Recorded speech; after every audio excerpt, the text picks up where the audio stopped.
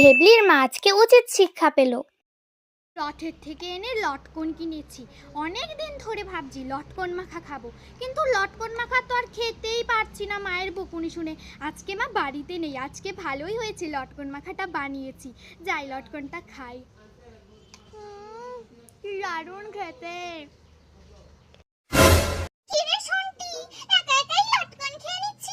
আমি তো এবছর একটাও লটকন খাইনি, আমাকে একটু দে। যা, এই ভেলকির মাটা আজকে আবার এসেছে। কিছু না কিছু খেতে লাগলেই শুধু এখানে আসে। কেন যে ভেলকির মাটা সবসময় আবার দিকেই তাকিয়ে থাকে কে জানে। বুঝবো। দিচ্ছি, দাঁড়াও, এই নাও। দে, আজকে লটকন খাবো, আজকে বুঝবে ঠেলা।